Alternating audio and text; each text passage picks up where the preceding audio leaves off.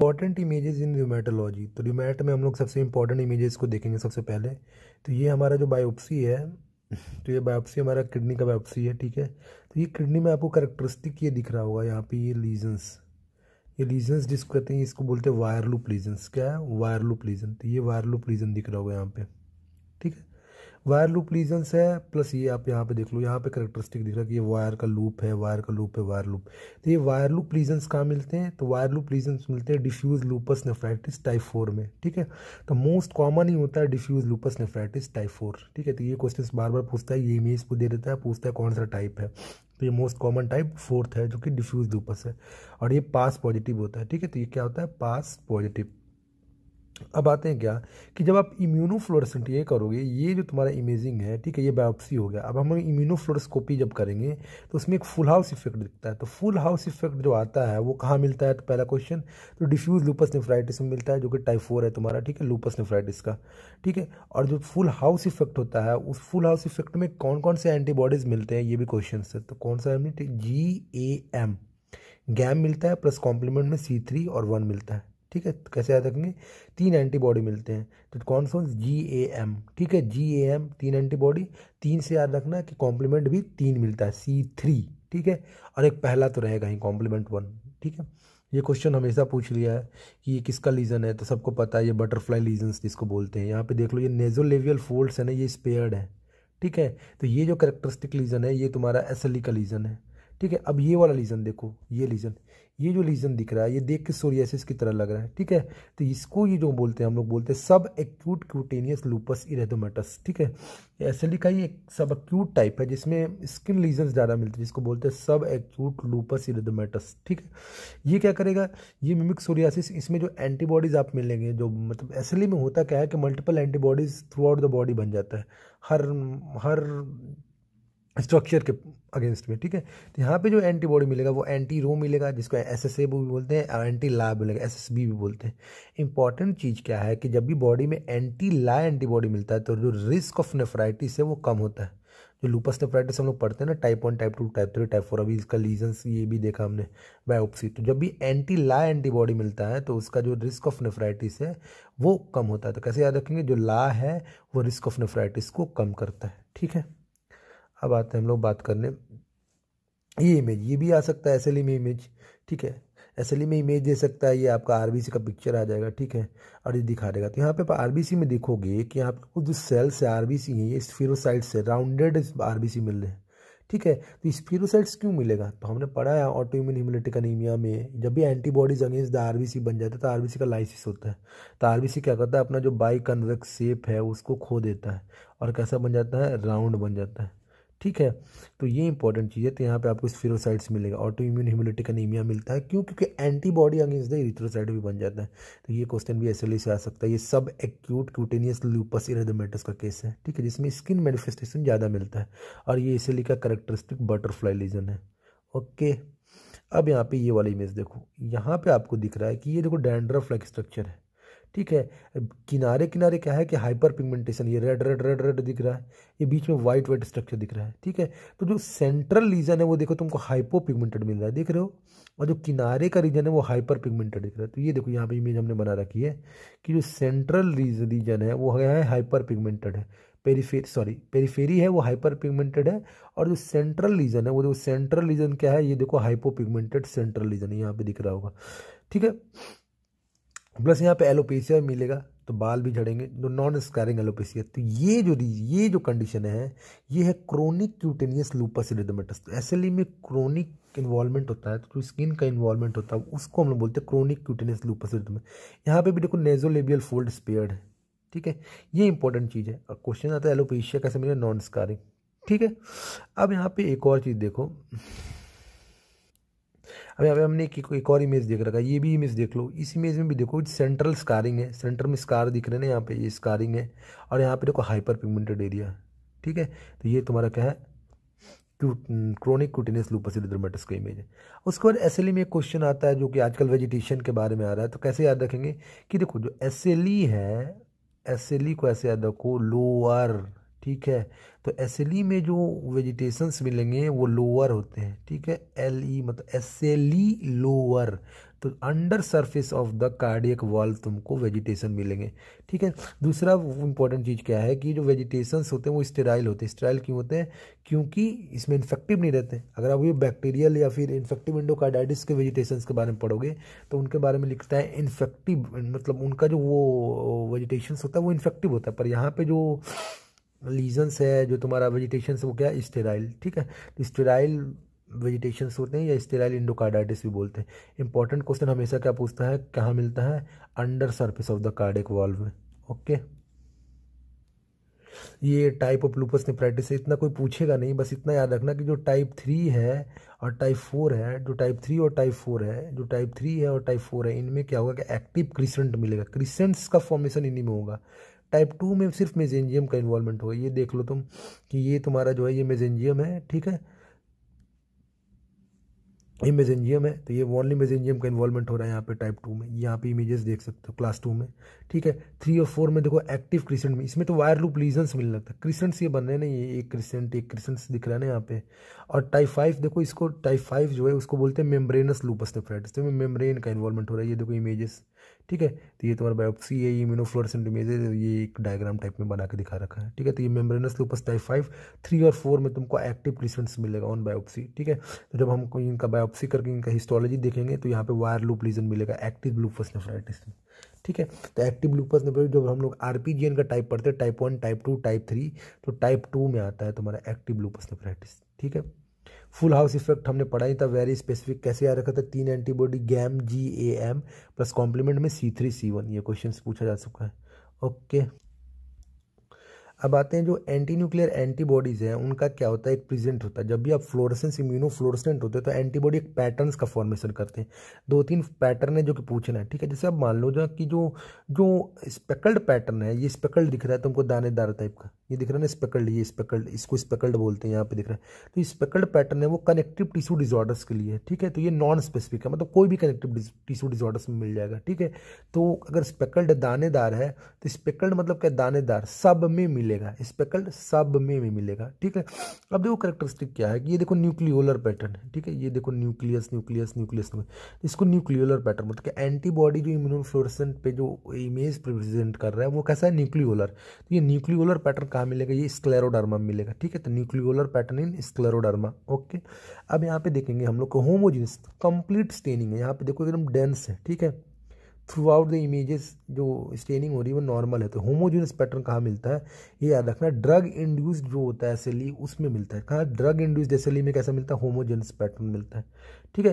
और एक आता है रिम पैटर्न, तो रिम पैटर्न को याद करना है। वो रिम पैटर्न कैसे मिलेगा? SLE में। तो SLE को याद रखो, SLE को साइकिल की तरह याद करो, SLE, ठीक है। तो SLE is equal to cycle, cycle में होता है रिम पैटर्न, ठीक है। रिम, तो ये रिम दिख रहा है ना, जैसे साइकिल का एक रिम होता है ना, राउंड स्ट्रक्चर, तो रिम की तरह। तो रिम पैटर्न कहाँ मिलेगा? SLE मतलब सर्कल या साइकिल जैसे याद रखो, ठीक है। तो ये बस याद रखना, होमोजेनियस पैटर्न ड्रग इंड्यूस में, स्पेकल्ड सब में, स्पेकल्ड सब में कनेक्टिव टिश्यू डिसऑर्डर में, रिम पैटर्न साइकिल में SLE में, और न्यूक्लियोलर पैटर्न स्क्लेरोडर्मा में। दैट्स ऑल, इतना ज़्यादा, इससे ज़्यादा नहीं जानना, ठीक है। तो ये इंपॉर्टेंट चीज़ है कि all pattern are specific except the speckled pattern, okay. That's all for SLE की यही इमेजेस इंपॉर्टेंट थे। अब आओ एंकोलाइजिंग स्पॉन्डिलाइटिस देख लेते हैं। तो एंकोलाइजिंग स्पॉन्डिलाइटिस में पेशेंट आएगा, क्रोनिक बैक पेन के साथ पेशेंट आएगा, ठीक है। तो आप जब बैक पेन होगा तो आप जब जॉइंट का जब एग्जामिनेशन करोगे तो सैक्रोइलियक जॉइंट का इन्वॉल्व होगा, ठीक है। पेन बोलेगा कि जैसे रेस्ट करते हैं तो पेन इंक्रीज होता है, तो इंक्रीज विथ इनएक्टिविटी, ठीक है। तो हमने क्या किया कि हमने जो टेस्ट करते हैं ना उसके लिए, तो कौन सा टेस्ट होता है? मॉडिफाइड सोबर्स टेस्ट, ये क्वेश्चन है, इंपॉर्टेंट है। कौन सा test? Modified Schober test. Bent करने के लिए, बेंट के बाद बेंडिंग में अगर 4 सेंटीमीटर से कम का एक्सटेंशन हो रहा है तो इसका मतलब एंकोलाइसिस है, एंकलाइसिस है। क्या है? एंकलाइसिस है, इसी को बोलते हैं मॉडिफाइड सोबर्स टेस्ट, ठीक है। उसके बाद एक्सरे हिप जॉइंट करोगे तो क्या मिलेगा?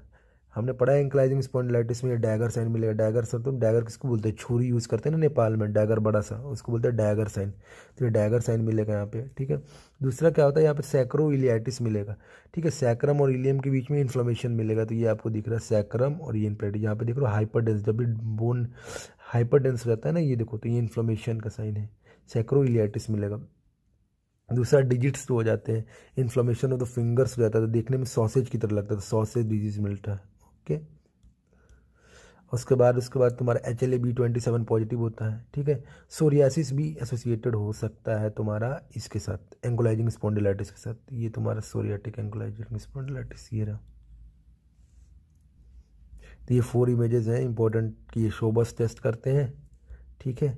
ये डैगर साइन है, ये सैक्रोइलियाइटिस है, ये सॉसेज डिजीज है, और ये सोरियासिस। अब आते हैं स्क्लेरोडर्मा। स्क्लेरोडर्मा में जो 2 चीज़ इंपॉर्टेंट है, एक होता है रेनॉल्ड फिनोमिना। रेनॉल्ड फिनोमिना क्या है, ये आप देख रहे हो ना, ये हाफ स्ट्रक्चर पिंक है और ये हाफ स्ट्रक्चर वाइट है। अब ये पिंक और वाइट क्यों होता है, जैसे देखो जब भी रेनॉल्ड स्क्लेरोडर्मा का पेशेंट जब भी कोल्ड एक्सपोजर होता है तो क्या होता है कि कोल्ड एक्सपोजर के कारण क्या होता है, पहले उसके हाथ क्या होते हैं, ब्लू होते हैं, फिर रेड हो जाते हैं। रोड ब्लू क्यों होता है, साइनोसिस के कारण, ठीक है, फिर वो रेड हो जाते हैं। इसको स्क्लेरोडर्मा बोलते हैं। एक कंडीशन होता है इरिथ्रोमेलाल्जिया। रेनॉल्ड फिनोमेना कोल्ड एक्सपोजर पे होता है, ठंडे पानी में या फिर ठंड में, जब एक्सट्रीमिटीज़ में ठंडा होता है तो वो ब्लू से रेड होने लगता है। लेकिन इरिथ्रोमेलाल्जिया क्या होता है, जब इरिथ्रोमेलाल्जिया होता है, इरिथ्रो मीन्स क्या हो गया, एरिथ्रोसाइट बोलते हैं ना रेड सेल्स को, ठीक है। तो जब भी हीट पे एक्सपोजर होता है तो तुम्हारा जो कलर होता है एक्सट्रीमिटीज का वो रेड प्लस या वॉयलेट या पर्पल हो जाता है। तो ये जो इरिथ्रोमेलाल्जिया जो स्पेशल कंडीशन है ये तुमको मिलता है, ये मिलेगा पॉलीसाइथेमिया वेरा में, हॉट एक्सपोजर में। लेकिन कोल्ड एक्सपोजर का जब बात करें तो वो कोल्ड एक्सपोजर तुम्हारा कहाँ मिलेगा, ये मिलेगा स्क्लेरोडर्मा में। तो ये मैंने दोनों कंपेयर कर लिया क्योंकि इंपॉर्टेंट चीज़ है, इरिथ्रोमेलाल्जिया एंड रेनॉल्ड फिनोमेना, ये दोनों अलग अलग चीज़ें, ठीक है। दूसरा स्क्लेरोडर्मा में क्या मिलेगा, जब आप सीटी स्कैन करोगे लंग का, ठीक है, HRCT करोगे तो यहाँ पे इंटेंस फाइब्रोसिस मिलेगी। स्क्लेरोडर्मा में लंग का इन्वॉल्वमेंट होता है तो फाइब्रोसिस ऑफ द लंग मिलेगा। तो ये एक इंपॉर्टेंट है, ठीक है। इंटरस्टिशियल फाइब्रोसिस, सॉरी इंटेंस नहीं, इंटरस्टिशियल फाइब्रोसिस, ठीक है। उसके बाद तुम्हारा क्या है कि स्किन में क्या होगा, स्किन में कैल्शियम का डिपोजिशन हो जाता है तो स्किन टेंस हो जाता है, ठीक है। मास्क लाइक फेसेस होगा, एक्सप्रेशनलेस फेस होगा, तो इस कंडीशन को बोलते हैं कैल्सिनोसिस क्यूटिस। क्या बोलते हैं, कैल्सिनोसिस क्यूटिस। तो ये भी इंपॉर्टेंट इमेज है, ठीक है। अब आता है क्या कि कभी कभी स्क्लेरोडर्मा में इतना ज़्यादा स्किन टेंस हो जाता है कि स्किन जो होता है इतना टाइटन हो जाता है कि उसका जो मोबिलिटी होता है वो लूज जाता है। तो इस कंडीशन में क्या होगा, ये देखो आप जॉइंट पे कि स्किन टेंस हो गया है, टाइटन उन कारण या फिंगर फ्लेक्स हो गए हैं, ठीक है, ये फिंगर इधर फ्लेक्स हो गए हैं। तो इस कंडीशन को बोलते हैं स्क्लेरोडक्टाइली, ठीक है। तो ये भी एक्सट्रीम कंडीशन मिल सकता है। व्हाट इज मॉर्फिया, मॉर्फिया इस स्पेशल कंडीशन को बोलते हैं लोकलाइज्ड स्क्लेरोडर्मा। लोकलाइज्ड स्क्लेरोडर्मा मतलब स्क्लेरोडर्मा किसी एक पार्ट में लोकलाइज्ड है, ठीक है। तो लोकलाइज्ड पैचेज ऑफ स्किन को बोलते हैं तुम्हारा लोकलाइज्ड स्क्लेरोडर्मा। इसको और क्या बोलते हैं, मॉर्फिया, ठीक है। तो ये क्वेश्चन पूछा ना, मॉर्फिया किसको कहते हैं, तो morphoea is the localised scleroderma. Okay, ये स्क्लेरोडर्मा के इमेजेस थे, ठीक है। अब नेक्स्ट 2 इंपॉर्टेंट इमेजेस है जो कि दिखता है, ये देखो आप लोगों ने नीडल सेपर्ड बाय रिफ्रिंजेंट दिख रहा है, ये हर साल क्वेश्चन है, ठीक है। तो नीडल सेपर्ड है, ठीक है, और ये नेगेटिवली रिफ्रिंजेंट, जिसको बोलते हैं रिफ्रिंजेंट शो नहीं कर रहा है, ठीक है। तो नेगेटिवली रिफ्रिंजेंट है, तो ये कंडीशन नीडल कहाँ मिलता है, गाउट में। अगर रोम्बॉइड सेपर्ड मिल रहा हो, ठीक है, प्लस पॉजिटिव बाय रिफ्रिंजेंट शो कर रहा हो, ठीक है, तो रोम्बॉइड से प्लस पॉजिटिव बाय रिफ्रिंजेंट शो कर रहा हो तो ये तुम्हारा सूडो गाउट है। अब क्वेश्चन पूछता है कि सूडो गाउट में किस चीज़ का एक्युमुलेशन होता है, तो सूडो गाउट में तुम्हारा CPPD का क्रिस्टल्स बनता है, ठीक है, और तुम्हारा गाउट में यूरिक एसिड का क्रिस्टल्स बनता है। ओके, तो कोई डाउट नहीं इसमें। तो ये तुम्हारा ये देख लो, पहले एग्जामिनेशन क्वेश्चन से ही आएंगे, रोम्बॉइड शेप है, पॉजिटिव बाय रिफ्रिंजेंट है, और जो तुम्हारा जो कंडीशन है जो एक्युमुलेशन होगा CPPD का होगा, ठीक है। और ये इस साइड है, ये निडल शेप्ड है, ठीक है, नेगेटिवली रिफ्रिंजेंट है, गाउट में होगा यूरिक एसिड क्रिस्टल होगा। तो यहाँ पे जो डिपोजिशन होगा वो क्या होगा, कैल्शियम पायरोफॉस्फेट डाइहाइड्रेट का डिपोजिशन होगा। ओके, अब आते हैं ये, यहाँ पे आपको एक चीज़ दिख रहा होगा कि यहाँ पे एक्सरे है, ठीक है, एक्सरे फुट का है, तो यहाँ पे आपको स्क्लेरोटिक मार्जिन्स मिलेगा, ठीक है, और ये देखो विथ पंच आउट लीजन्स मिलेंगे तुमको। यहाँ पे डेंस कंडीशन में दिख नहीं रहा है, इस साइड से ये देखो ये पंच आउट लीजन्स है, ये यहाँ पे ये पंच आउट लीजन्स यहाँ मिल रहे हैं। तो ये जो पंच आउट लीजन्स मिल रहे हैं इसको हम लोग बोलते हैं विथ पंच आउट लीजन्स, ठीक है, विथ स्क्लेरोटिक मार्जिन, इसको बोलते हैं मार्टल साइन। तो मार्टल साइन कहाँ मिलता है, ये भी गाउट में मिलता है, ठीक है, इम्पोर्टेंट। ओके, एवरी ईयर यहाँ से भी क्वेश्चन है, ठीक है। डिस्ट्रीब्यूशन ऑफ जॉइंट कहाँ कहाँ इन्वॉल्व होता है, तो ये RA से भी, रिमोटाइड आर्थराइटिस से भी क्वेश्चन पूछा गया है, SLE से भी हो गया है, ठीक है। तो होता क्या है, ठीक है, तो ये इन्वॉल्वमेंट देख लो, जैसे 3 कंडीशन पर ऑस्टियो आर्थराइटिस, रिमोटाइड आर्थराइटिस, ठीक है, CPPD। तो ऑस्टियो आर्थराइटिस में जो इन्वॉल्वमेंट होता है वो क्या होता है तुम्हारा, देखो ऑस्टियो आर्थराइटिस में तुम्हारा जो इन्वॉल्वमेंट होगा वो तुम्हारा distal interphalangeal joint plus proximal interphalangeal joint दोनों का होगा। ये देखो डीआईपी पीआईपी दोनों इन्वॉल्व है। रिमोटॉयड में इंपॉर्टेंट चीज़ क्या है कि रिमोटॉयड में कभी डीआईपी का इन्वॉल्वमेंट नहीं होता है, पीआईपी का होता है प्लस मेटाकार्पोफेलेंजियल जॉइंट का इन्वॉल्वमेंट होता है। ये देख लो, ये जॉइंट्स कभी नहीं इन्वॉल्व होंगे। तो ये इमेजेस हमेशा क्वेश्चन आता है। ये सीपीपीडी क्या होता है, सूडो गाउट। सूडो गाउट में इंपॉर्टेंट चीज़ क्या है कि तुम्हारा एमसीपी जॉइंट इन्वॉल्व होगा, पीआईपी और डीआईपी का इन्वॉल्वमेंट नहीं होगा। ये इंपॉर्टेंट है, तो ये याद रखना, ये इंपॉर्टेंट है, ठीक है। कि ऑस्टियोआर्थराइटिस में क्या होगा तुम्हारा, ये इन्वॉल्व होगा, ठीक है। रूमेटॉइड आर्थराइटिस में तुम्हारा डीआईपी नहीं इन्वॉल्व होगा, और सीपीपीडी में डीआईपी पीआईपी दोनों नहीं इन्वॉल्व होगा। तो ऐसे ही याद रखना, ऑस्टियोआर्थराइटिस, रूमेटॉइड आर्थराइटिस, सीपीपीडी, ऊपर से नीचे इन्वॉल्वमेंट आना। डीआईपी पीआईपी ये इन्वॉल्व, ऊपर वाला नहीं इन्वॉल्व, ऊपर वाला इन्वॉल्व, नीचे वाला भी नहीं इन्वॉल्व, ठीक है। अब आती है, ये साइन हमेशा आता है, ये आपको रेड इन्फ्लेम्ड तुम्हारा एक्सट्रीमिटीज़ में जॉइंट में मेनली तुम्हारा जो ग्रेट टो के पास ऐसा मिलता है, ठीक है। बहुत ज़्यादा रेड इन्फ्लेम्ड होगा, वार्म होगा, टेंडर भी होगा, देख के लगेगा कि सेलुलाइटिस है, ठीक है। तो इसको क्या बोलते हैं, इस साइन को बोलते हैं पोडागरा। ये कहाँ मिलता है, एक्यूट गाउट में। कहाँ मिलेगा, एक्यूट गाउट में कंडीशन मिलता है, इम्पोर्टेंट। तो हमेशा बोलेगा एक मैन है, हिस्ट्री में हेवी ड्रिंकर रहेगा, ठीक है, प्लस तुम्हारा मीट खाता होगा, चिकन पार्टी अटेंड करता होगा, और उसके बाद वो ऐसा फीचर्स लेके आएगा, ठीक है। तो गाउट का पेशेंट होगा। ये दो तीन इमेजेस और इम्पोर्टेंट है जिसको फोकस कर लेते हैं, ठीक है। ये आप इमेजेस देखो, यहाँ पे देखो, ये नेजोलेवियल फोल्ड का इन्वॉल्वमेंट है, ये दिख रहा है ना क्लियर कट आउट, ये नेजोलेवियल फोल्ड इन्वॉल्व है, ठीक है। प्लस चिक्स का भी इन्वॉल्वमेंट होता है। इस कंडीशन को बोलते हैं लूपस पेरेनियो, ठीक है। व्हाट इज लूपस पेरेनियो, तो लूपस पेरेनियो मिलता कहाँ है, पहला क्वेश्चन, तो ये सार्कोइडोसिस में मिलेगा, ठीक है। ये देखो, ये नेजोलेवियल फोल्ड इन्वॉल्व है, ये नेजोलेवियल फोल्ड इन्वॉल्व है, ठीक है, जो कि तुम्हारा एसएलई का जो बटरफ्लाई लीजन था उसमें नहीं रहता है, ठीक है। तो ये lupus pernio most common skin lesion जो कि कहाँ मिलता है, सार्कोइडोसिस में।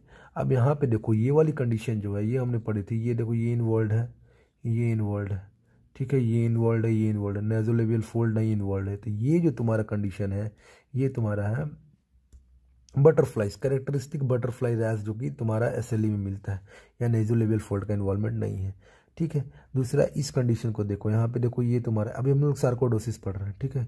ये जो कंडीशन थी इसको बोलते हैं इरिदमा नोडुइज्म। इरिदमा मतलब रेड नोड्यूल्स मिलते हैं, तो पेनफुल इरिदमेटस लीजन्स मिलते हैं, ठीक है। इस कंडीशन को बोलते हैं लॉफ्जन सिंड्रोम। व्हाट इज लॉफ्जन सिंड्रोम, क्या है कि लॉफ्जन सिंड्रोम एक कंडीशन है जिसमें आपको एक्यूट सार्कोइडोसिस के साथ पेशेंट प्रेजेंट करेगा। क्या क्या, एक्यूट सार्कोइडोसिस विथ इरिदमा नोडुइज्म मिलेगा, बायलैटरल हाइलर लिम्फ नोड का एनलार्जमेंट मिलेगा विथ आर्थराइटिस। ये क्वेश्चन पूछा जाएगा, व्हाट इज लॉफ्जन सिंड्रोम, तो लॉफ्जन सिंड्रोम में एक्यूट सार्कोइडोसिस मिलेगा, ये याद रखना, ठीक है।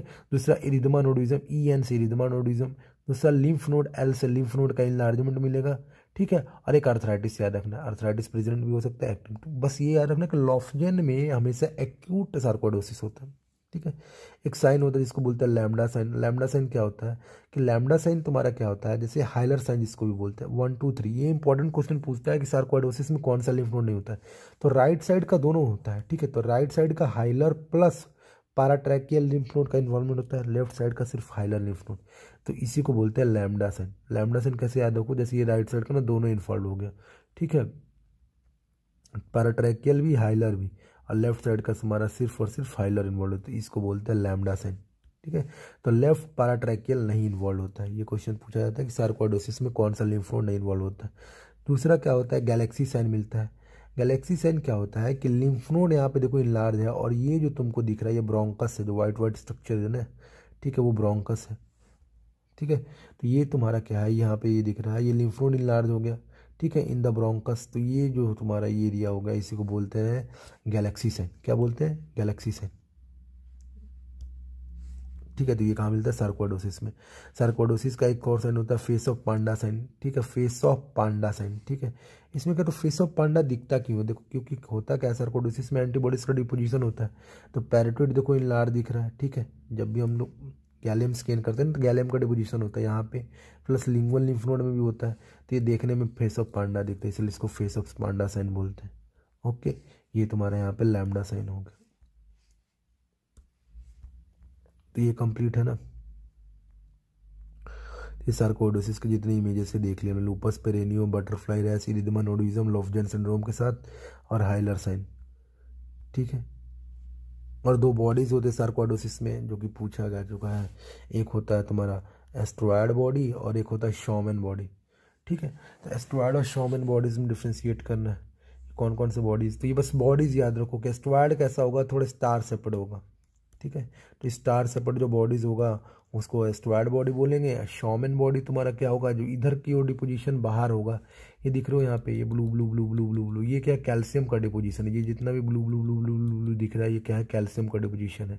ठीक है, तो यहाँ पे जो ये बॉडीज दिख रही है, जो स्पेसिस, इसको बोलते हैं शॉमन बॉडीज। बॉडीज का नाम याद रखो, स्ट्रॉयड और शॉमन बॉडीज। ठीक है, अभी यहाँ पे ग्रैनुलोमा देख लेते हैं। ये जो ग्रैनुलोमा है यहाँ पे, ये कैजिएटिंग ग्रैनुलोमा है। तो कैजिएटिंग ग्रैनुलोमा कहाँ मिलता है, हम लोग कैसियस नेक्रोसिस पढ़ते हैं ना, कहाँ मिलता है, ट्यूबरक्लोसिस में। तो ट्यूबरक्लोसिस, हिस्टोप्लाज्मोसिस और क्रिप्टोकोकोसिस। ठीक है, फंगल इन्फेक्शन है, सिस्टेमिक फंगल इन्फेक्शन है। तो इन सब में तुम्हारा क्या मिला, कैजिएटिंग ग्रैनुलोमा।